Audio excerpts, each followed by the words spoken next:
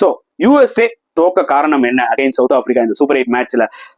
Guys, யூஎஸ்ஏஸ் associate team இவ்வளவு தூரம் அவங்க 18 ரன் வித்தியாசத்துல தோத்ததே வந்து பாத்தீங்கன்னா சரியான ஃபைட். முதல்ல அதுக்கு நம்ம கிரெடிட் கொடுத்துருவோம். பட் எதனால தோத்தாங்கன்றதை கண்டிப்பா நம்ம அனலைஸ் பண்ணி சொல்லிதான் ஆகணும். எதனால வின் பண்ணாங்கன்னு சொல்றதை விட எதனால ஒரு டீம் தோத்தாங்கன்னு சொல்றதுல வந்து பாத்தீங்கன்னா அதுல இன்ட்ரெஸ்ட் ஜாஸ்தியா இருக்கும். அதனால தான் இந்த வீடியோ நான் போடுறேன்.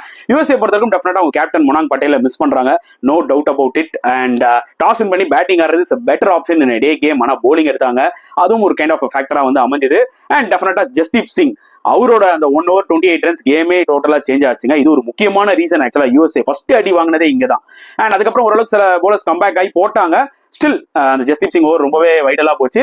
And batting order of Aaron Jones number 3 விளையாடிட்டு இருந்தாரு. நிதிஷ் டக்குனு முன்னாடி இருக்க இவர் நம்பர் 4 வந்தாரு. மொமெண்டமே போயிடுச்சு, டக் அவுட் ஆயிட்டு போயிட்டாரு. அதெல்லாம் வந்து பாத்தீங்கன்னா தேவையில்லாத ஒரு விஷயங்கள் யூஎஸ்ஏ பண்ணது. நேச்சுரலா அவங்க என்ன பண்ணிட்டு இருந்தாங்களோ அதை பண்ணாங்கனாலே அவங்க வின் பண்ண கூட வாய்ப்புகள் நிறைய இருக்கும். இதுதான் முக்கியமான காரணங்கள் எனக்கு தோணுது. உங்களோட கருத்துக்கள் என்னன்றதை கமெண்ட் செக்ஷன்ல போடுங்க.